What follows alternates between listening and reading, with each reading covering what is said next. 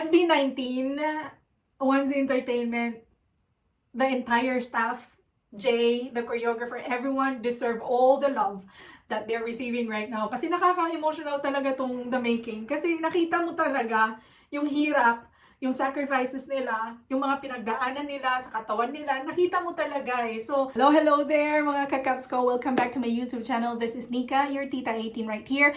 And while this is premiering, we are going to react to Damn The Making song and choreography. I am very excited for this one because I know how hands-on SB19 members are when it comes to like everything that they do. So this one with the song and choreography. So without further ado, mga kakaps ko, let's get into this one and see the beauty of the planning of Damn. Let's go.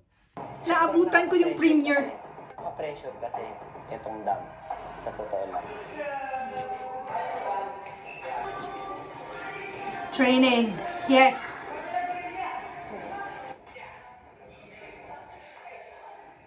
Yung weakness na pinapalakas namin, pinapa-strengthen namin is hindi yung flesh, kundi yung soul na namin.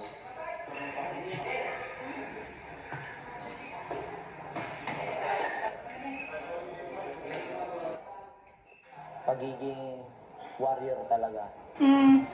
That's why a lot of like Kung Fu masters, the people who actually practice Kung Fu and the people who are really into like martial arts, they do this. It's not just the physical strengthening, it's all about the soul. I feel like you have to be mentally strong so your body can actually overcome all of the hardships that it goes through. So that's why I get what he's saying, because Kung Fu masters, people who practice martial arts, go through the same thing, especially that I see it here in China. It's very commendable how they do it. Amazing. And this is what I love about SB19. Walang petiks-petiks, walang kaya na yan. Okay na, walang training. Hanggang hindi natatapos yung isang project, hindi ako makapagpahinga. Hindi rin ako makatulog ng maayos. Kasi parang may utang ako sa sarili ko na kailangan kong Grabe. bayaran. This is the biggest comeback ever. It really is. It surpassed all of the expectations. Ilang version na para kompleto? Parang masaya. Same lang naman.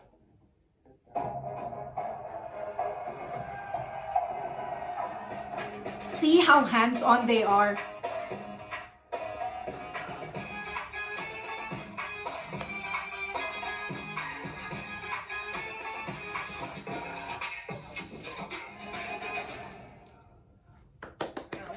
Ganda ng pasok nung ending.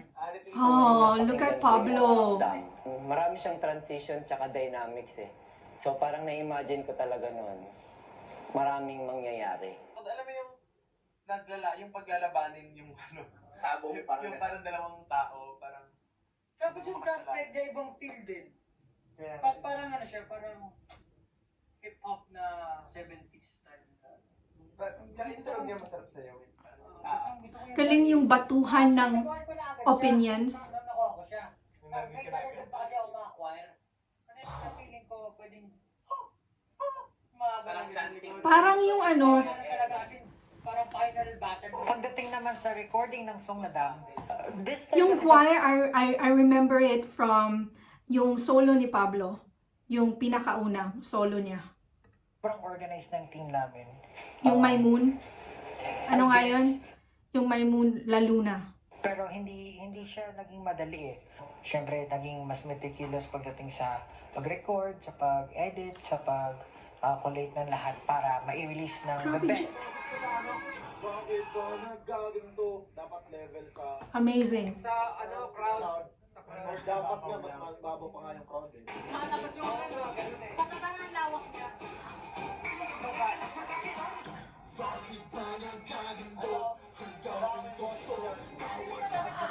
I love Pablo because he makes everyone listens to their part and asks for their input so they can adjust whatever the members really want to happen in their part. So that's really amazing. yung collaborative effort ng everybody, putting it into... Gagawin niya yung support dapat yung ano ko. Excited ang lahat dahil nga Gwapo ni Pablo! Aral, panibagong EP. So, panibagong aral, panibagong matututunan na naman. Na-imagine ko na, nafe-feel ko na maraming mangyayari sa sayaw.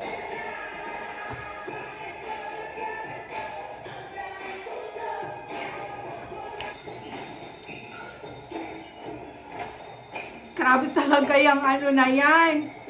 Step na yan.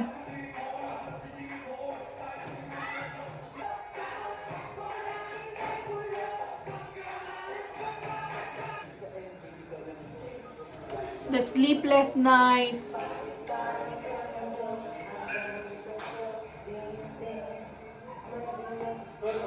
This is what I love about 1Z is that they're very open to everyone's opinion and feedback.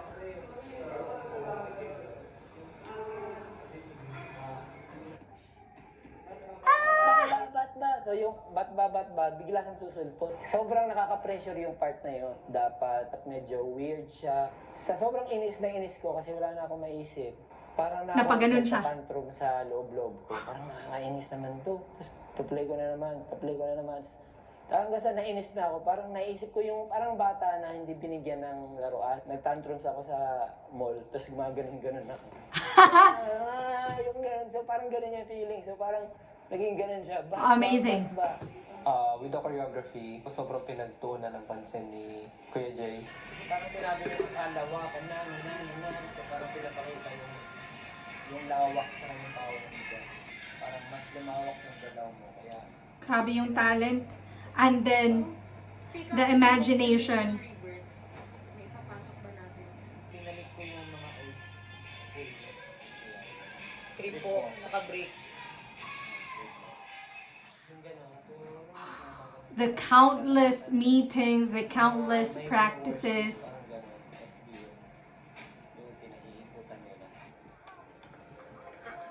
Hindi naman ako mahilig sa mga ibang games, pero may mga tinry akong games. Hindi ko alam kung makakatulong ba siya sa akin o hindi. Tinatry ko na lang, baka kasi makatulong. Later on, dun mo na lang siya na nare-realize na, etong part pala na to.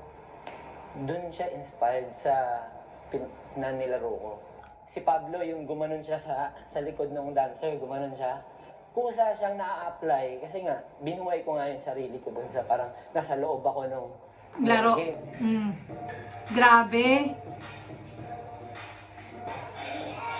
The willingness to explore as well. That's what's really unique about 1Z Entertainment and all the staff. Because they're not just like closed up to whatever the things that are outside. Willing silang i-take yun. Para mag-improve pa yung mga sarili nila.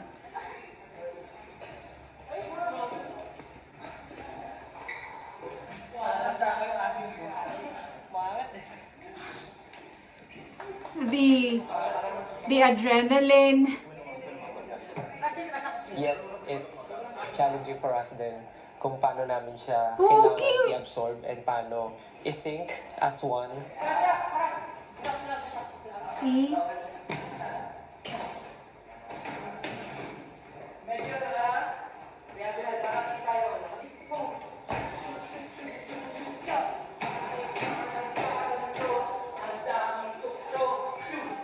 It really helps a lot that the members are also dancers, so they can actually advise or suggest some steps or choreography that they like.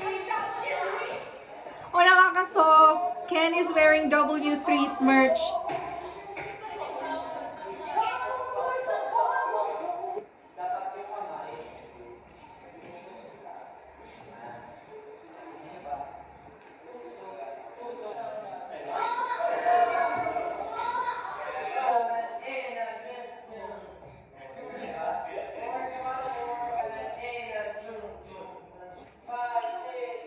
Kaya mong likod.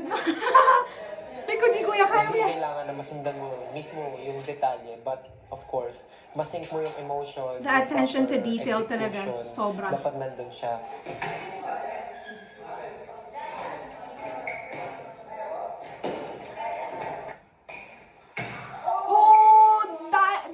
why it is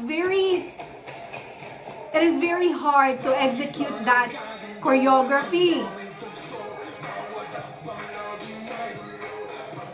Mag-explore, magte-take ng risk, maraming sacrifices. So, dun, yun yung mahirap. Oh no, Justin! Oh my God! See? Kulang sa tulog. Sobrang exhaustion kasi sobrang Feeling ko di mo man nasasagad yung Ang kakalabanin mo talaga yung ginawa mo kahapon. training, practice, meetings, wala nang tulog. Imagine every day they did this prior to filming the music video, their dance practices.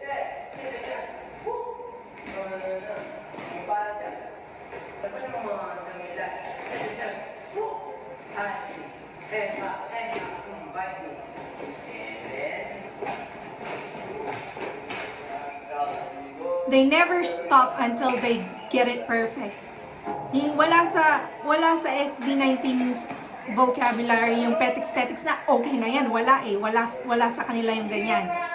They have to deliver 200% of what they Pagka can. pinanood mo yung dance, storytelling din siya.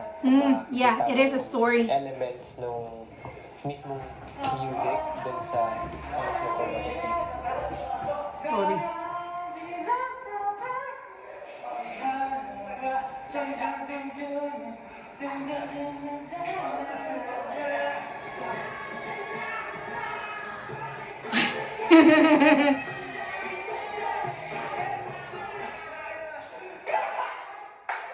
Everything talaga, alam mo yung may contribution talaga yung SB19 members sa lahat, sa production of the song. Si Pablo lalo na, sa dancing na ganito, lahat talaga. So, hindi sila spoon-fed. Talagang pinaghirapan lahat.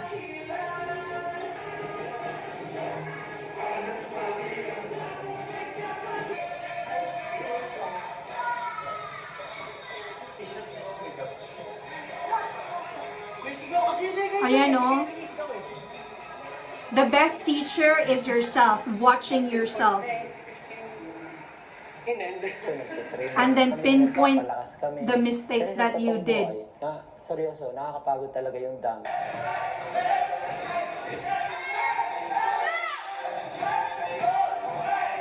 Wow, the dedication!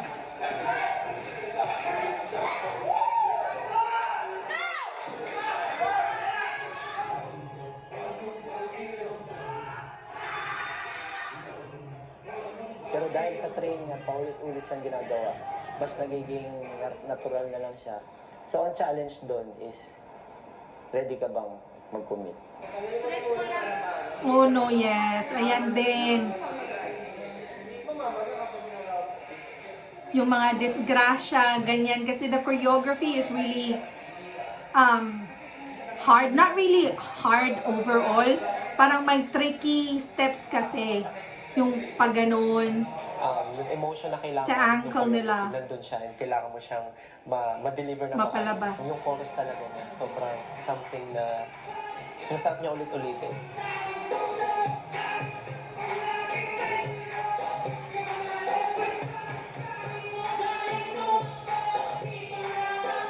Grabe, yung 1,000 times talagang pinanindigan ng mga to eh. Ng mga banong to. Mandirig na, kumbaga. So, kaya yung ganun, bago sumugod yung kalaban sa kampo, may mga kawal munang pupunta sa harap para salubungin yung kaaway. Bago niyo marating ang SB19, kami muna babanggain niyo. 18 W3 muna at 18 yan. In real life, 18 talaga yan. Bago nyo mabangga yung SB19, kami muna sasangga.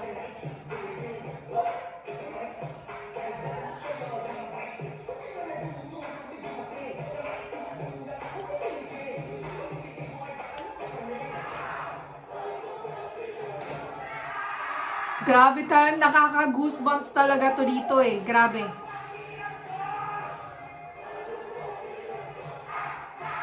Grabe.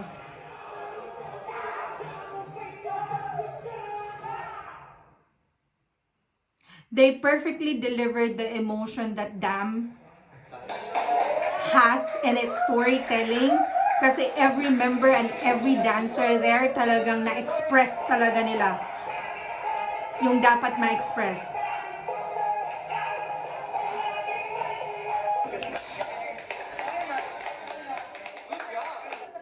Nagda-dance practice kami. First take lang yun ha, the best take na yun. Kasi Wow! simula ko kinolect ko yung movement ng First take lang! mga First dating take! songs. Langpay sa tiyag. Ano to eh? What? May part sa what na meron ganito. Yung tug yaw! Ano yun eh? Feeling yun ng Gentod before eh. Na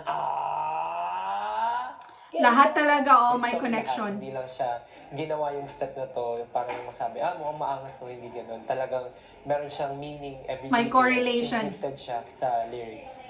With the Dam choreography, parang nafe-feel ko siya talaga kung paano ko pinapakinggan and paano ko na-absorb yung music itself. Ganun din yung nafe-feel ko every time I perform the choreography.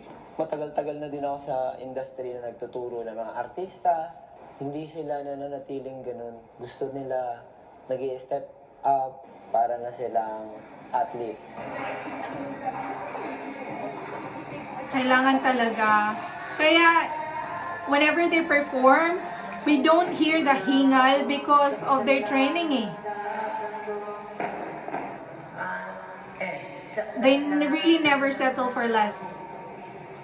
Alam nila na the more na nagsisik pa sila ng mangyayari sa buhay nila, mas marami pa silang haharapin. Mas marami pang struggle, mas marami pang challenges. But they become better.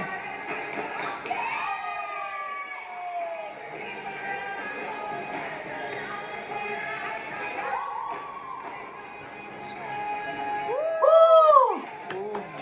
And I love that they have given him the highlight. Si Jason. kantahin. Nakakapagod din siya sa sayawin. Jason, di ba? Pero Jay. pinagsabay mo yung nakakapagod sayawin, tsaka nakakapagod kantahin, talagang pagod na pagod ka na nun. Pero sila, pinakita nilang kaya namin ko yun. Kasi kinakaya Yung mga nila. parts The na dedication talaga. Nakakahingal na, nakakapagod na, tapos namumutla na. Kumbaga may mga ganon. Ngayon ko lang siya na-experience sa harap ko. Hindi lang isang beses, kundi kada training. Hindi sila maarte. Yun lang. Thank you sa lahat ng nakasama sa lahat ng journey. At lalo na sa mga Yan na intern ha. na Di sumuporta. maarte yung SB19. Grabe! Grabe! Yung...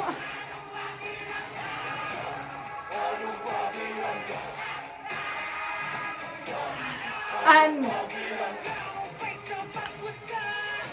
SB19, One's Entertainment, the entire staff, Jay, the choreographer, everyone deserve all the love that they're receiving right now. Kasi nakaka-emotional talaga tong The Making. Kasi nakita mo talaga yung hirap, yung sacrifices nila, yung mga pinagdaanan nila sa katawan nila. Nakita mo talaga eh. So, salute talaga. And I'm standing the right company. I'm standing the right K-pop group. And I just hope na talagang bubulusok pa yung career ng SB19 because this is not just for them. It's for the entire industry, music industry in the Philippines. Hila pataas.